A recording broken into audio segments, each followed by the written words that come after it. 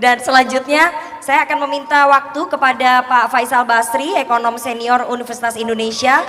Secara perspektif ekonomi, Pak Faisal, tadi apa yang disampaikan oleh Gus Muhaimin di pidato kebangsaannya itu ada beberapa yang menarik begitu ya, bagaimana mewujudkan ekonomi yang berkeadilan.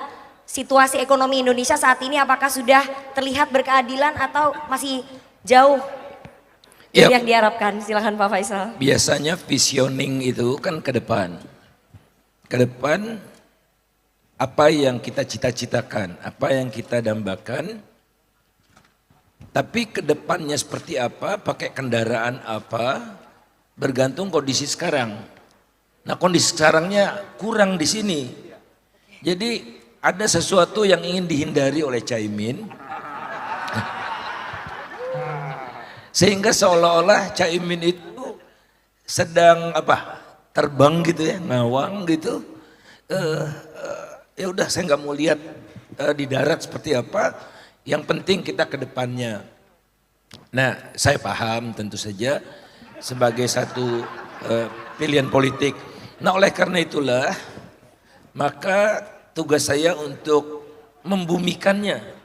Ini loh Caimin, bab awal yang harus ada di buku Caimin ini seperti yang akan saya sampaikan gitu. Untuk menjawab Kang Yudi Latif yang tadi mengatakan ada abstrak, ada kenyataan. Nah, kenyataannya sekarang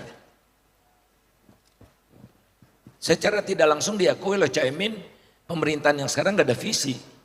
Oleh karena itu saya visikan nih ke depannya, jangan seperti yang sekarang. Kedua,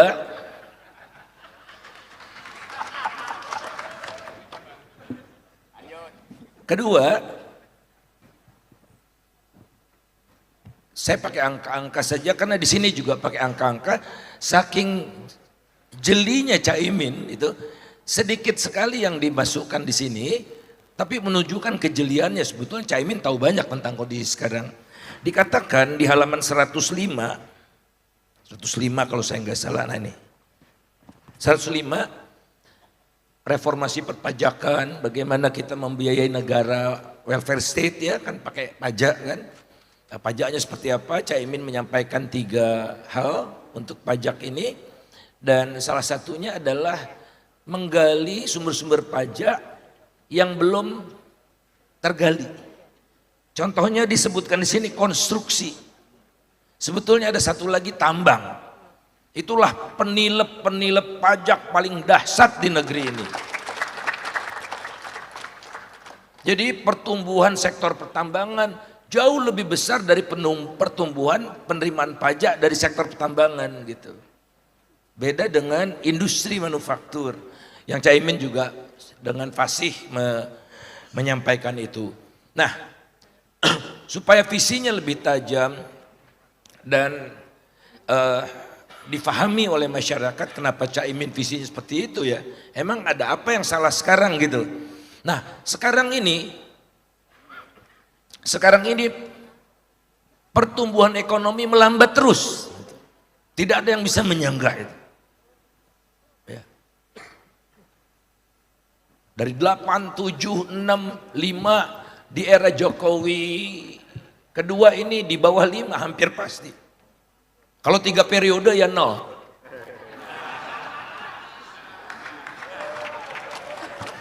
Nah, pertama itu. Kedua yang Caimin katakan tadi, industri manufaktur itu melemah terus. Dia ujung tombak, ibaratnya ini tulang punggung industri ini. Jadi ekonomi Indonesia itu bongkok. Karena tulang punggungnya tidak rata lagi. Dari waktu ke waktu di era Jokowi industri dimajukan, kawasan industri dibangun, tapi industrinya merosot terus sumbangannya ke PDB. Lucunya lagi digenjot investasi, ya, digenjot investasi. Ada Menko investasi, ada Menteri investasi, ada Satgas investasi, ada macam-macam. Kemudian pergi ke China, Korea dan Jepang, ketemu dengan investor yang keren-keren seluruh dunia, tapi investasi turun terus.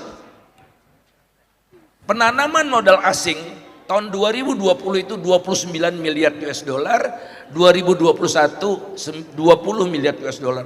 Oh, pandemi, enggak, Amerika naik luar biasa. Hampir semua negara investasi asingnya naik, bahkan naik luar biasa. Indonesia turun. Kemudian peranan industri, peranan ekspor, ya, ekspor kita itu lebih dari separuhnya masih komoditi. Padahal tujuan kita merdeka itu adalah terlepas dari model dependensia. Ya, negara koloni itu biasanya memasok bahan baku ke negara lain, gitu. Kemudian kita membeli barang industrinya. Nah, kalau kita terus mengekspor bahan baku, komoditas, ya, industri manufaktur peranannya di bawah 50%. Sebagai contoh, Vietnam yang baru kenal ekonomi pasar itu ekspornya 84% manufaktur. Kemudian yang saya ngeri lagi adalah peranan produk berteknologi tinggi di dalam ekspor turun terus. Dari 12% terus turun, di level di era Pak Jokowi tinggal 8%.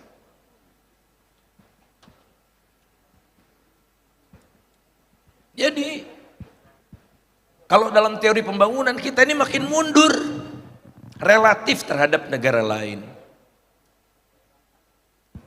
Akibatnya apa?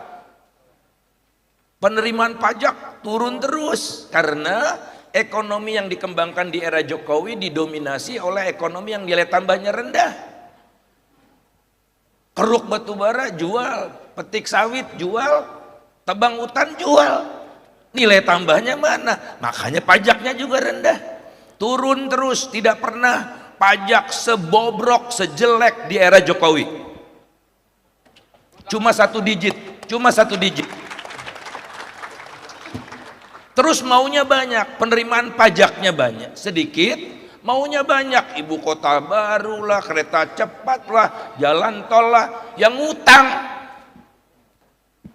Sehingga di era Jokowi, pertumbuhan pengeluaran APBN pemerintah pusat itu paling besar adalah untuk pembayaran bunga pinjaman. 400% naiknya. Kedua terbesar belanja barang atau tadi LKPP. Sekarang berupaya untuk, kebetulan dari PKB juga kan LKPP sekarang. Orang baik. Ya. Saya bertemu diutarakan bagaimana menggunakan barang dalam negeri ini. Jadi kok kita makin mundur gitu ya? Makin mundur. Oh, ada yang membaik gini koefisien, tapi berdasarkan pengeluaran gitu. Kalau berdasarkan pendapatan ya makin buruk. Nah, semuanya ini bermuara sebetulnya sederhana. Oligarki yang semakin berkelindan dengan kekuasaan itu.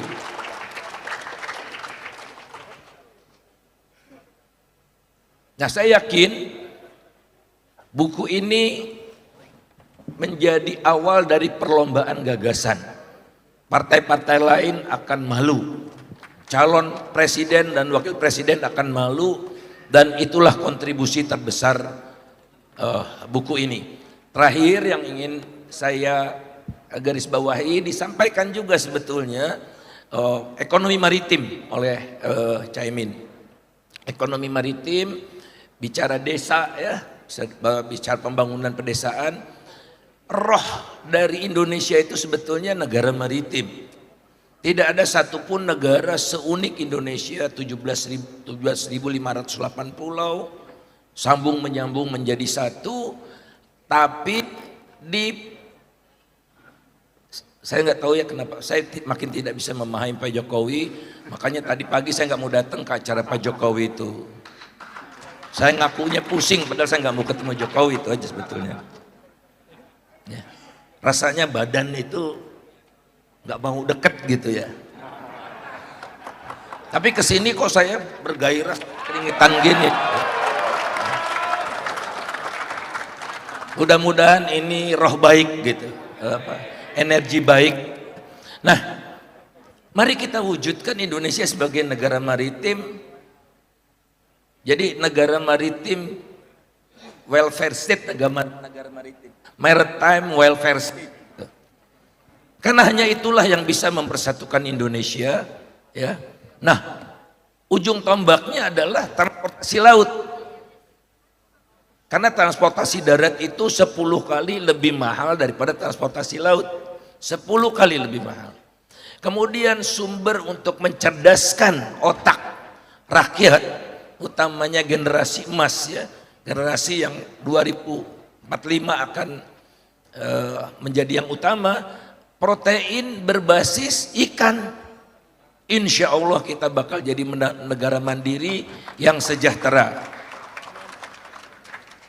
Selamat Caimin untuk mengarungi bahtera yang ombaknya sangat besar.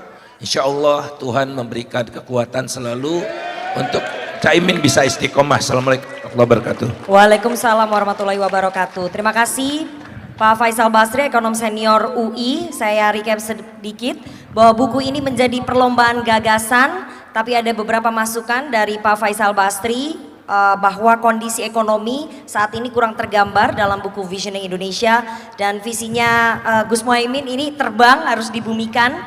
Sementara kondisi ekonomi saat ini yang tergambar ataupun yang realnya menurut Pak Faisal Basri, pertumbuhan ekonomi kita melambat terus, investasi juga turun terus jika dibandingkan dengan negara-negara lain yang investasinya naik, Indonesia malah makin turun, dan penerimaan pajak rendah. Itu tadi yang disampaikan oleh Pak Faisal Basri.